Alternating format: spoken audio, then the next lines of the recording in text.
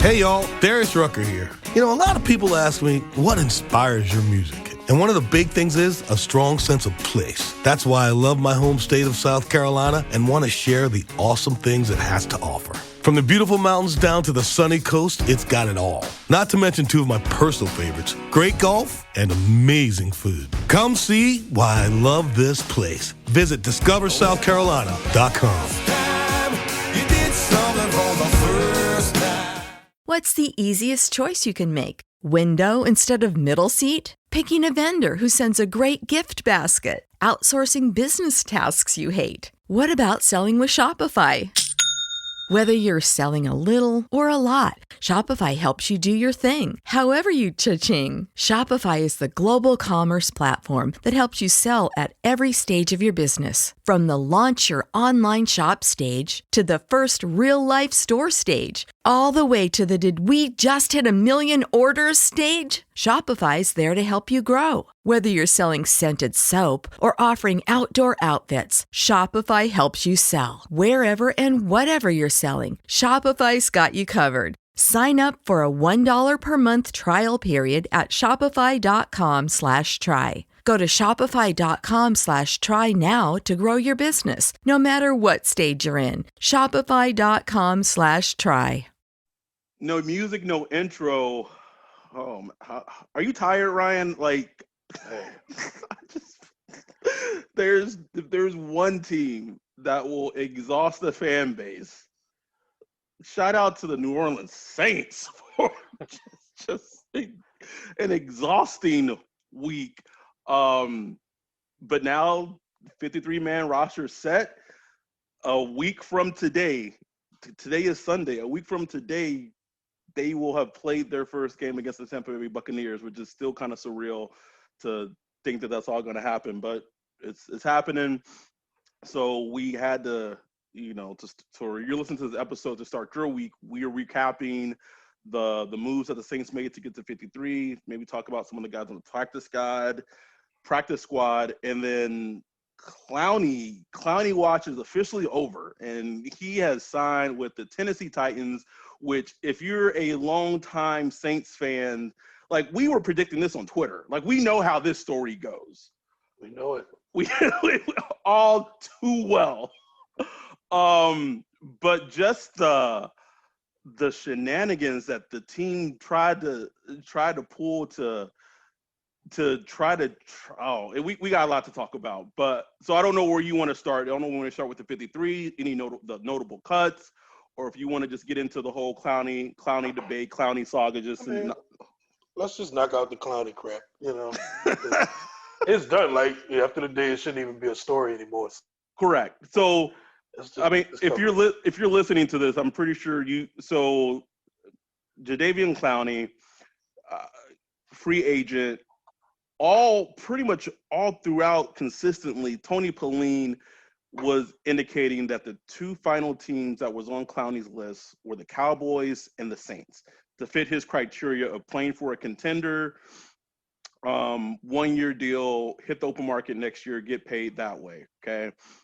So then news story comes out that the Titans and the Saints, and Diana Rossini was aggressively reporting it, that the Saints were all in on Clowney. They are sending coaches to Houston.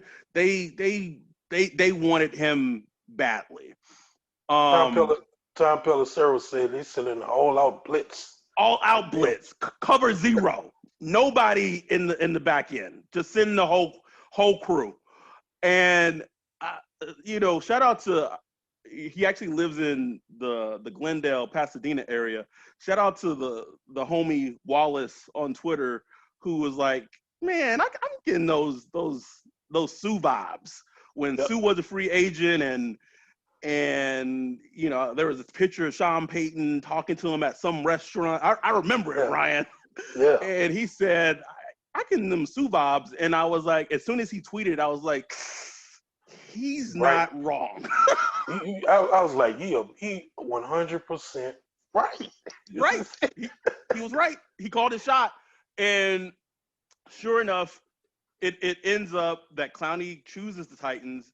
The simple fact is two reasons. one, they had more money. They had more cap space. Like Mhm. that's a fact. Right. Two, their coach, Mike Grable, was the defensive coordinator for the Texans for 3 years when Clowney was there. So he has a Yep. lot of he's very familiar with the system that they run. Yeah. And he played some of his best football with Yeah. Mike Grable being his DC. Right. You know, also is a position coach before that. Correct. So Correct. they know each other. He knows all of Clowney's pluses and flaws, everything. Yeah, he knows what he's buying. So he knows what to do to get the best out of him as a player. Now, you can make an argument, even though this is no offense to the Titans. I don't know if Steve listens to this podcast. This is not a shot across the bow to the Tennessee Titans. They made it to the NFC Championship game last season. Yeah. But if you are stacking rosters for upcoming season in terms of Super Bowl favorites, I would like the Saints, just talent-wise on paper, have a better team than the Titans. I don't think that can be argued with. You may say like, oh, they play in the AFC, it's a little easier for them to get to the Super Bowl, blah blah. But like talent for talent, pound to pound, the Saints have a more stacked roster. Yeah. So then it comes out that Ian Rappaport comes out today, essentially saying that the Saints wanted to acquire Clowney so badly that they were going to have Team X, who he didn't come out and say it, but more than likely were going to be the Cleveland Browns, sign Clowney to a 1-year deal for $15 million. The Browns would then pay Clowney $5 million guaranteed, and then the Browns would trade Clowney to the Saints. The Saints would send the Browns back a second-round pick and then a player to offload contract. And if you listen to Alt Breer on what he was tweeting over the weekend, that player may have been Sheldon Rankins. So they were going to send Sheldon Rankins, potentially. We don't know, but potentially send Sheldon Rankins and a second-round pick to acquire Clowney for basically a 1-year, $10 million contract. In theory, he still gets his $15 million because that's what he wanted. The Saints were only going to be on the hook for $10 million of it.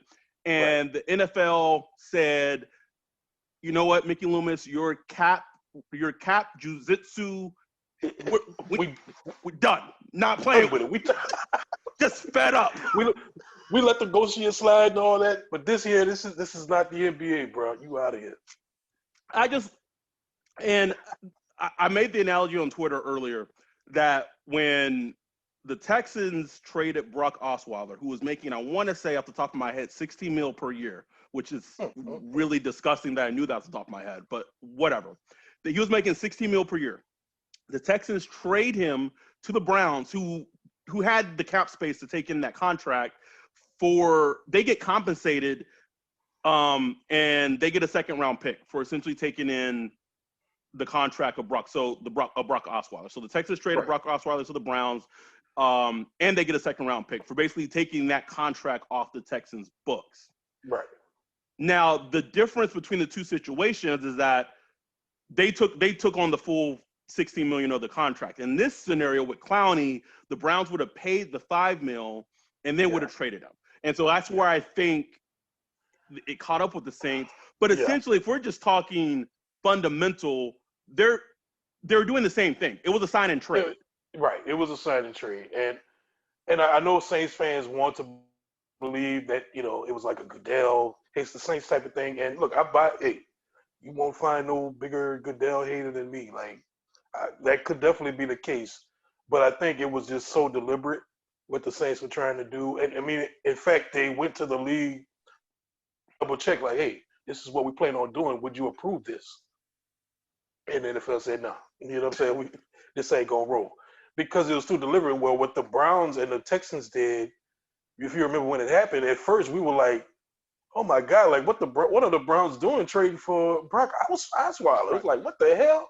And then like a day later, I don't remember how many days it was, but it was like, wasn't too far, but there was some time in between where we saw the full scope of what the Texans and the Browns were doing. And it was like, oh, okay. They were just trading cap space at the end of the day. Yep. But the Saints, they just kind of, when they tried to be honest, like, hey, this is what we plan on doing. I think the mechanics of it was just too much for the league, where they just didn't want to set any precedents. then you have teams doing this type of stuff all the time, which I think would be great. Like I think that would be fun for the league. Oh, like, that'll make the league more fun. It would be fantastic for the league, especially when you consider that the cap space in theory may drastically go down because of it being a pandemic season. Like teams are gonna need to find ways to get very creative of maneuvering the cap. Like man, Picky need to give Loomis like his product. Loomis, like they know this. They know this shit, dog. Like they need somebody.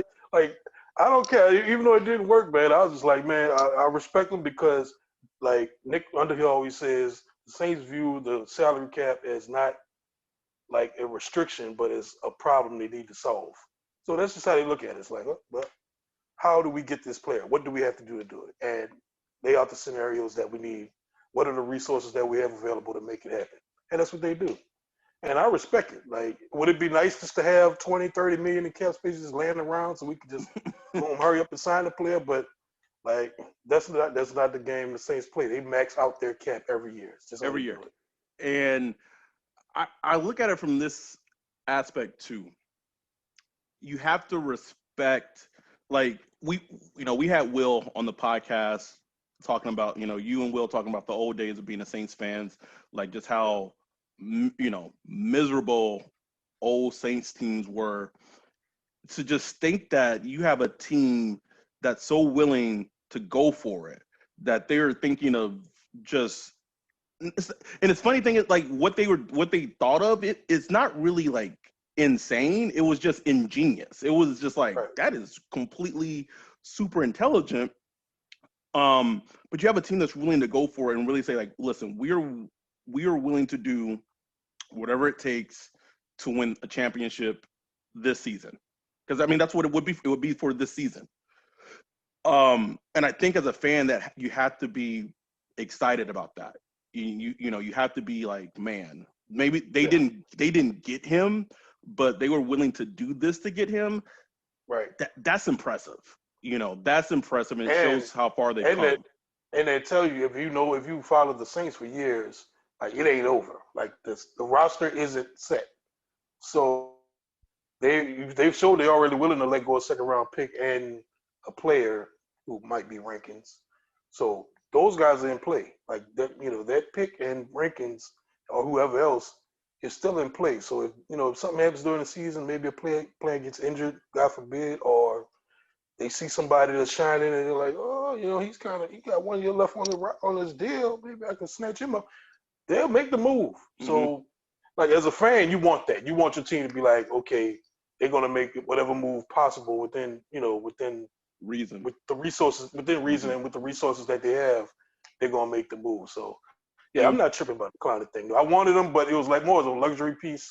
Right. Like, it was something to have, but like still without them, you still got like a deep ass roster that's 1 or 2 in the league. So it's deep, but like we talked about it before, this has to be Marcus Davenport's season. Like it. Yeah. This is. And I hope he was paying attention to all this. Like, yes, because it was about him. It was. Like, I know people were saying, "Oh, it has nothing to do with Davenport." Stop it! And don't get me wrong. It's not like it was all about Davenport, but you can't deny that if Davenport was coming off like a 12-sack season and a healthy season, we wouldn't even be looking at Clowney right now. It wouldn't even be. He wouldn't even. They'd be utilizing that cap space elsewhere. Exactly. So yeah, it is. Bucky Brooks said indictment. I mean, that's kind of harsh to say, but the Saints trying to win a Super Bowl this year. So I mean, they want Marcus Davenport to ball out, and he might ball out this year. But let's just stack the deck in our favor. You know what I'm saying? Yes. So, and that's all that was. So, but I hope Marcus Davenport just looked at it like, damn, I got to be on my shit because I might not even get that 5th-year option next year if I don't ball out. Speaking of players paying attention, so we talked about Kamara, Gate, all. Hey, Adam, you kind of low. Oh, sorry.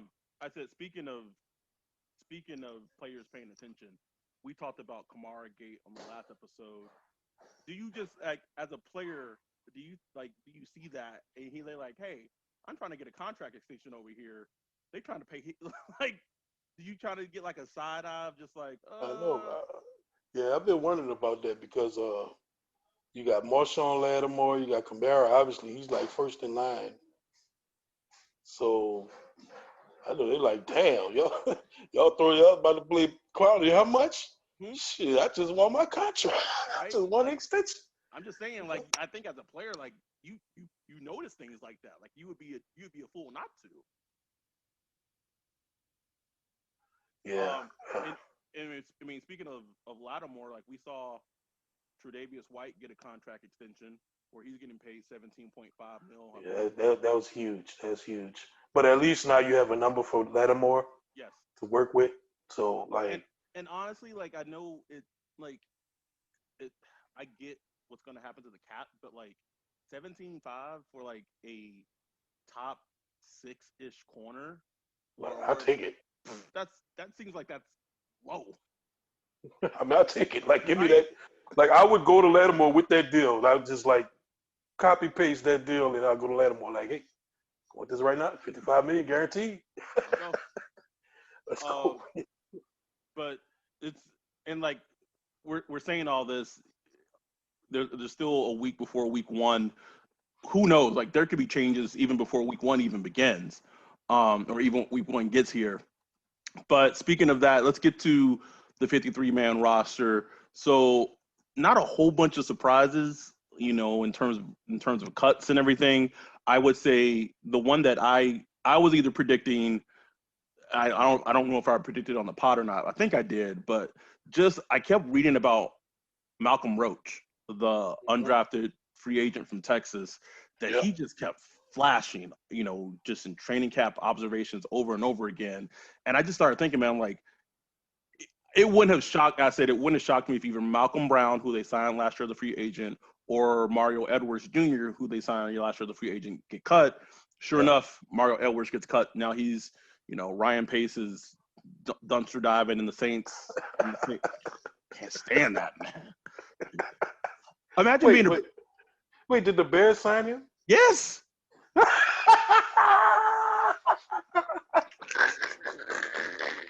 Boy, Ryan Pace, boy, I tell you, that boy a fool, bro. He don't even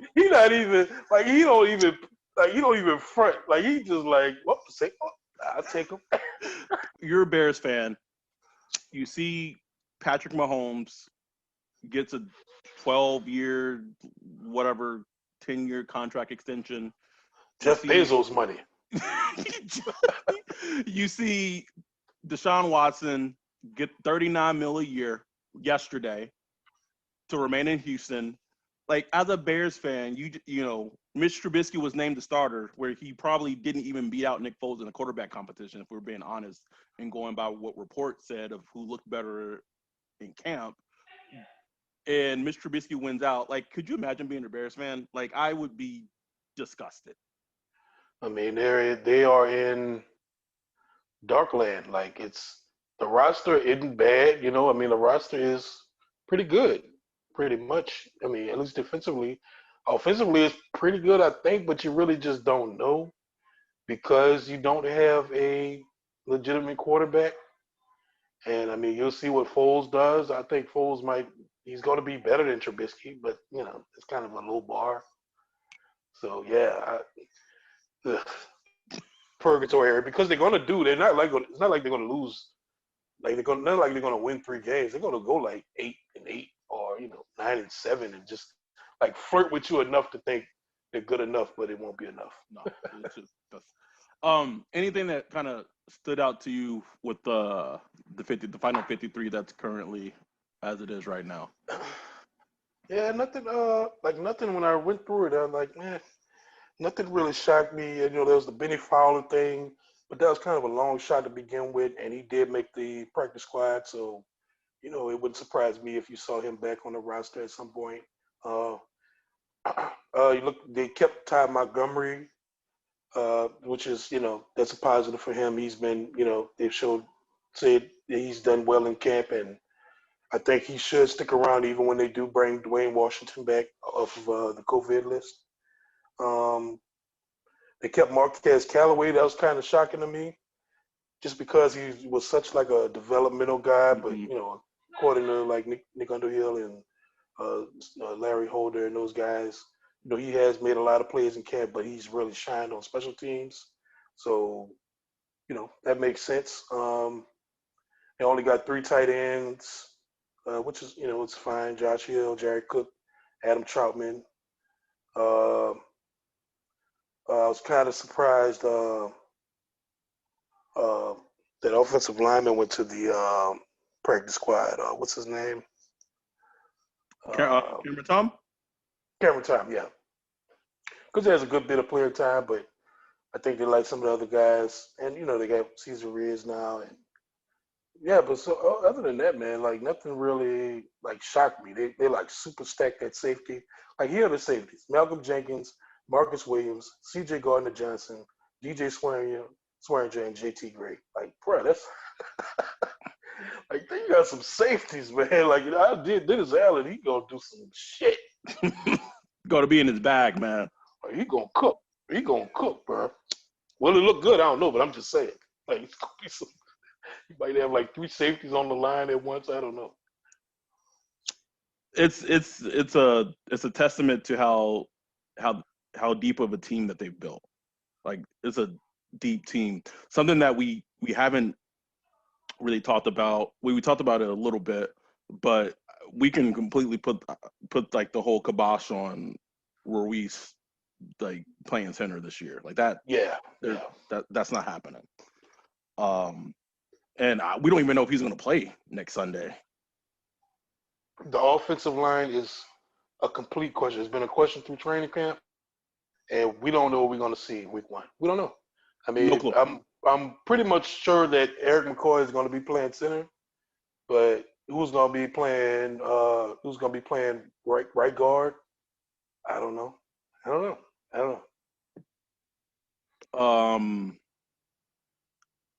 Are you? Where are you? Like, what are your feelings? Like, are you excited about week 1? Is it one of those things where it's like it'll bring like a sense of normalcy of like, oh, there's football? Yeah, I am, man. I just kind of want to see football. I can't say I'm really looking forward to seeing the Saints play because, like, even though I'm not like super obsessive like I used to be, it's kind of nice not having those feelings while you're watching the game. It is the best, like the most blissful. Yeah, like my dog Eric, he tweeted earlier. Just that feeling when they start the game, you're all hyped, like let's go Saints, and it's just start out 3-0. I don't know, like, and we back here again. Just that every minute, even though they might win the game with a blowout or something, but just like the emotion through a game, the ups and the downs. It's like, oh, do I have to deal with that again? Come on, man. Deal with that shit. Well, it's here. Like there's no running from it. We'll see what happens, man. I like you alluded to. I think there's going to be. I don't know what it's going to be, but it wouldn't shock me at all if there be movement in the season. They're making a move for a player. Oh yeah. That really catches their eye. Whoever that. Man. Like the Saints don't chill. Like we know that. No, they do not chill. So don't be surprised if tomorrow something is happening. Have a Kamara extension, or they make a move for a player, or they extend another player. Who knows? Like, what was your feelings on seeing like the whole the chatter that Sheldon Rankins was like in talks to be traded potentially over the weekend? I mean, it made sense. I heard rumors from my sources that he was on the block, even last year, he was on the trade block. And then, coming off that injury he had, and, 3 of his 4 years here have been injured. Like, he's been injured all those years. So, I mean, if you got a player like that, he's like $7+ million on the cap. If you're able to trade him, that's $7 million off the cap, which is why I'm almost 100% sure he was a chess piece in that Clowney trade, because it would have given you $7 million of cap space to absorb, part of that Clowney contract. And if you cut him, you don't get that $7 million. You have to trade him. You have to trade him, yeah. So to me, it was just, it just made 100% sense. So even him, I was obviously, if he's healthy, I would rather him be a part of the team. But I mean, if you could get an asset to counter that, I mean, it just makes sense from a business standpoint because, I mean, there's very little chance he gets a large extension from the Saints. Very, very little. I think it's slim to none. Slim to none that he's going to be a part of the Saints next year. So that's why they're making those trades. Because like, okay, won't be here next year, and it's a gamble if he makes a big contribution this year. So why not? You know what I'm saying? So I don't know. I'm not tripping on it. Like I said, I like Rankins when we drafted him. I know you weren't big on him. I like him. He showed out in 2018, but like that's it. Like that's all we got. That's it. That's the truth. How did you feel about having the first pick in our fantasy football draft? Man, shut up, man. And what's funny is when I signed up for it, I'm like, okay, at least I got time. I know when the draft is. I'm a plan for it, this, that, and the other. And then, my aunt passed away, R.I.P. Cat, Auntie Cat. So, I was on the road Friday. I had to get off of work. And, of course, while I'm on the road, that's when the draft is going to be happening. So I'm like, damn, another year, because this happened to be the last fantasy I was in. I missed the whole draft. I got the time stat. I got the time zones wrong or something. And my whole draft was auto draft. Like, it was terrible. And this year, I'm like on the road, trying to check my phone. Your pick is up. I'm like, fuck. You couldn't give it to Bree? Bree could have Oh hell no! Are you crazy? So I mean, I hurry up and pick McCaffrey, but after that, man, it was just like I was trying to catch what I can. Well, to all those who signed up for the hashtag Saints Twitter fantasy football draft, we appreciate it. We should. Good luck to everyone, but not too much luck. It'll be an interesting year to do fantasy football, to say the least. Say the least. I know people who like to bet on football are very excited, and I like. Man, why my man Dorsey sent me a message like, "Hey man, you want to get the fantasy?" Whatever it is. The buy-in was $155. What you think about to spend money? Like, bro, I just missed the whole. I just did a damn near whole auto draft. You think I'm gonna spend money on that? The buy-in is that's when like we out of our league. Like if you got a fantasy football league where the buy-in is $155, like you shouldn't be talking to me. Like props to y'all, man. Like do it, but no.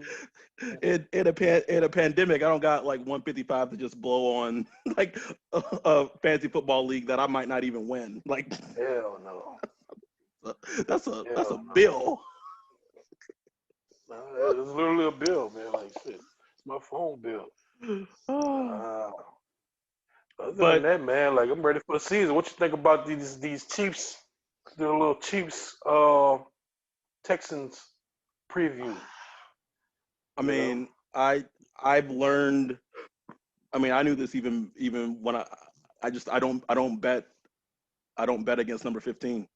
Like it's crazy how you just can't bet against them, huh? You can't. I like even in the playoffs when this year's past playoffs. Like maybe it's because I watched so much of him when he was at Tech, but like I just don't bet against him. I don't care what it is. Like I remember, like you didn't see the playoff game that they played against the Texans, where I think the Texans went and it was like what 21-0 at halftime, 21. Oh yeah. I caught the point where I turned the TV on. It was like 21-0. Like what? What the hell going on? Halftime, and then they end up winning that game by multiple touchdowns. Like I just wasn't it like didn't they hit the 50 to get a 50 burger? Yeah. I don't bet against number 15. Like that's ridiculous. You think they're gonna make the Super Bowl this year? It's tough, but like I don't know what team in the AFC stops them. Like the only way to beat them is you have to consistently outscore them. Like you have to put that pressure on. Like even props to San Francisco, but yeah, even to their they had him looking like bad. They had him looking wounded first half, but Eesh. that's a team in an offense where if you don't put enough points on the board, like it's an invitation to to get bit in the butt. And so I look at it like this, and I love Lamar as a player, but has he improved enough? And this is not I'm a black man saying this, so this does not have anything to do about race, whatever. Has he improved enough as a passer? And I don't even to consistently move the offense when he needs to, because we saw what it looked like when they played the Titans. Right. The Titans just punched them in the mouth, and is it enough for the Ravens? Like they have Marquise Brown, they have Snead, but really their number one option is Mark Andrews, who's a tight end. They really didn't do anything in the offseason to address getting more wide receiver help for Lamar. So how does that offense evolve? That's my question. I think they're just kind of hoping he evolves. Really, right? They want to see that he takes that next level, which he did from year 1 to year 2. I mean, year 1 he was not a good passer. He just wasn't. He wasn't. It wasn't even good to look at. And year 2 he was pretty good. He wasn't great. He was kind of boxed into certain type of throws, but he elevated from his first year. So the hope is he takes another level that third year. I mean, we'll see. But I had the Ravens in the Super Bowl this year, Ravens versus Saints. I will say this about the Ravens. If you just look at their defense is stacked. Like if you just go on their line, they have Brandon Williams, they got Calais Campbell. Linebacker, they brought back Matt Judon. They drafted Patrick Queen. I wasn't a big Patrick Queen fan whatever, but they drafted him. He has more speed and coverage in their linebackers. They gonna coach him up, like you already for sure. And then they honestly, at least cornerback position wise, I know we talk about the Saints having a very deep secondary. They got Marlon Humphreys. They got Jimmy Smith. They got Marcus Peters. Mm-hmm. Their safeties, but they're young guys, right. But just safeties. But they're correct. But just they have a good, and I think them stealing Calais Campbell from the Jags, like they gave up like a fifth or something like ridiculous to get him. He's gonna bring a lot to that defense just up front. So I think defensively they will even be better. So they have a ton of talent. Yeah. Like I was saying, I was on the End Zone podcast. Shout out Eric. My guy Eric. Can't say his last name, can't pronounce it, but shout out. But I predicted Saints, Ravens in the Super Bowl. Ravens versus Steelers in the AFC Championship, like an old school Ravens versus Steelers, like just slobber knocker. Could you imagine the Saints Ravens Super Bowl, bro? Man! Could you imagine? Everybody gonna be rooting for Lamar. Correct, but could you imagine how as a fan we know how we get when we face athletic mobile quarterbacks and how. Oh man! And then the Ravens, like Drew Brees has only beat the Ravens once, which was like last year, like the year before last. Yes. My man missing the kick for like the first time in forever. That Justin Tucker missed kick where his face was like, wait, what? Exactly. And, but I also had the Saints Seahawks in the NFC Championship. Can you imagine that shit? Nope. Absolutely not. I don't want to. Boy. So you predicted first they would have to beat Russell Wilson in the NFC Championship game, and then the Saints would have to take on Lamar in the Super Bowl? Nah, man. Yeah. I would check out. just check out. I just would not. I don't want any part of the Seahawks. No, they're not like the greatest team or whatever, but like Russell Wilson, he just stresses me out just watching him. Like it's like, man, like I just no thanks. Anything else? Any bobs or any like cuts or just anything that happened? I mean, I know you kind of been away, But anything that's caught your eye, in regards to like the teams getting cut down or what have you? No, not crazy. I saw Josh Rosen, he got cut. Tampa Bay picked him up. I think it's a good move for him. What do you feel? Well, Uh, since when we'll talk about this more when we talk about the preview show, but like, what are your thoughts on Fournette going to Tampa Bay? I don't know, man. It's like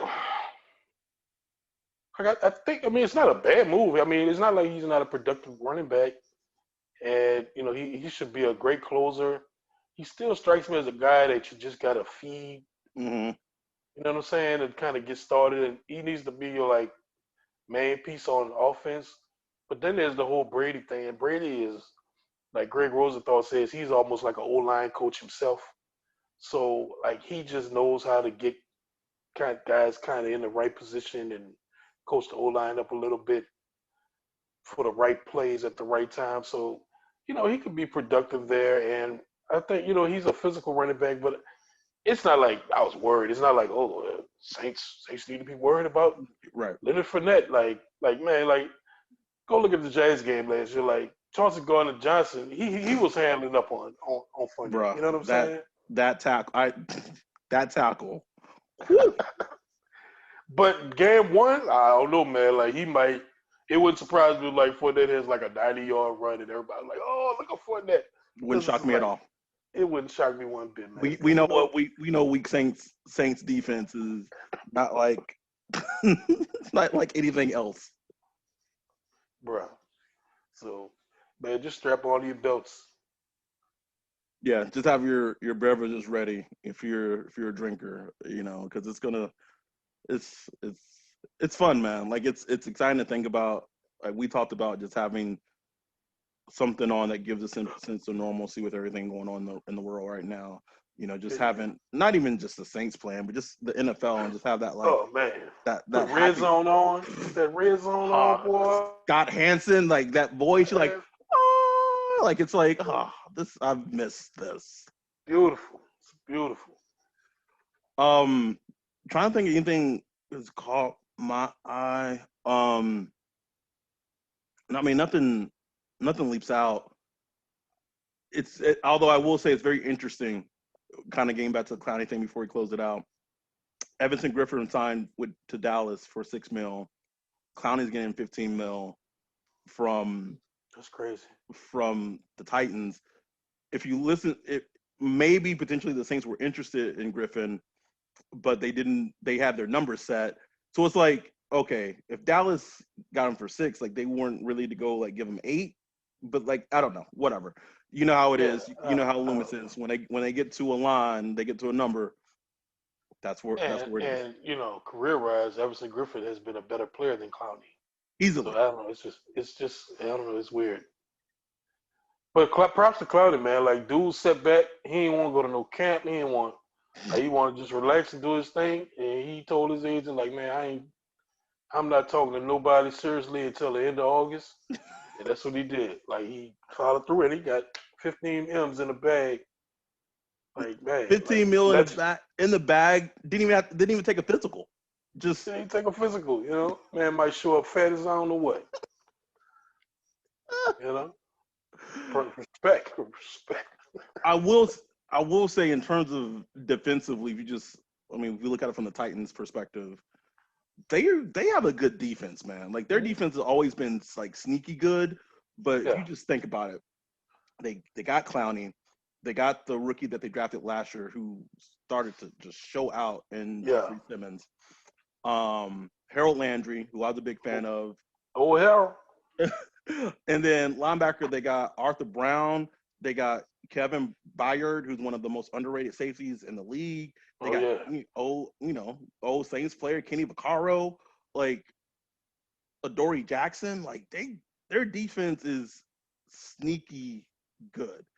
But it'll be interesting to see if Ryan Tannehill gives them the old rope-a-dope.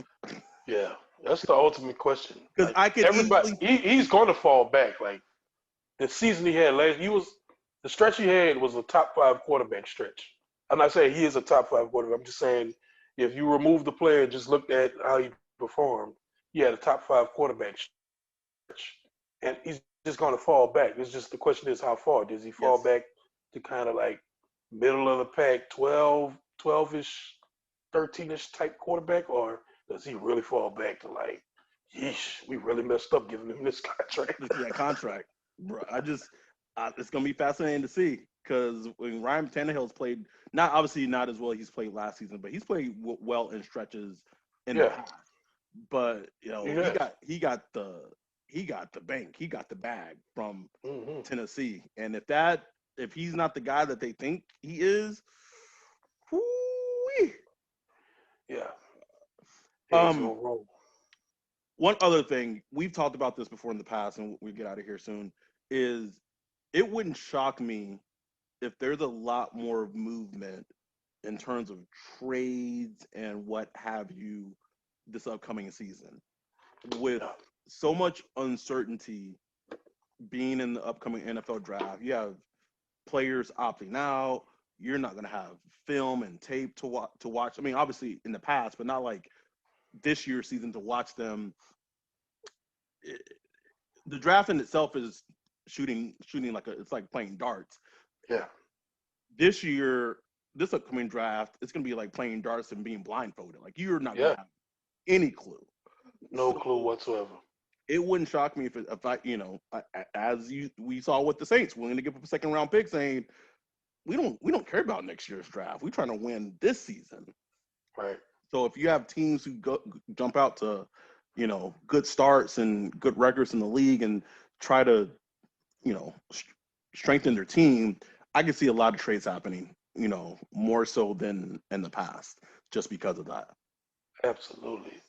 It just makes sense, If you can't cash in, if you don't know what you're going to get next year in the draft with these young guys, you may as well at least use some of your picks to get known quantities, maybe guys that are on their third year that still are under a rookie contract that are affordable.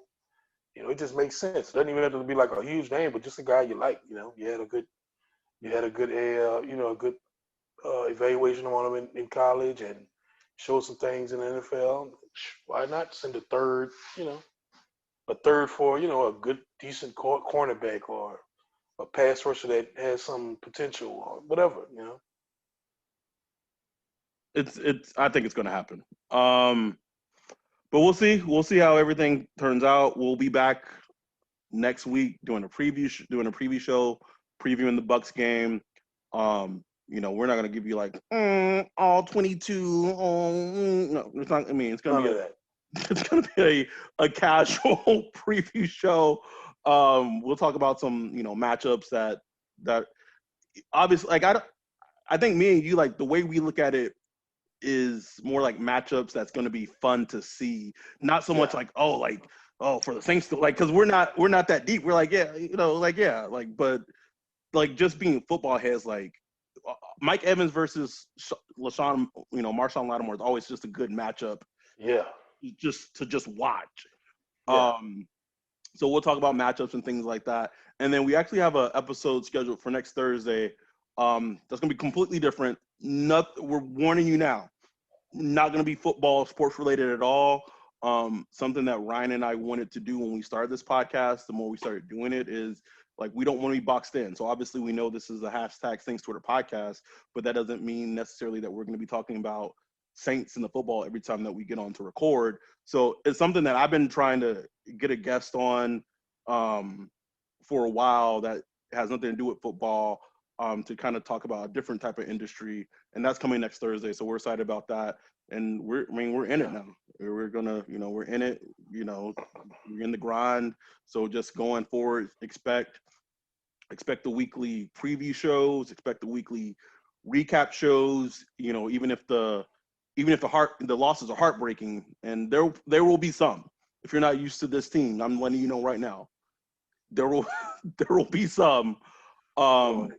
But we'll recap them all and talk about it on the hashtag Saints Twitter podcast.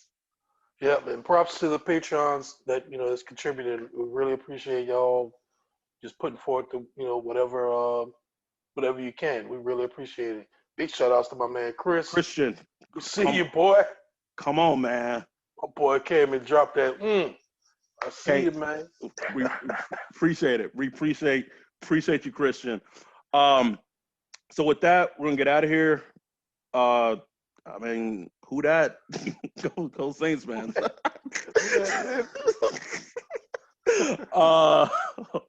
With that, we're out.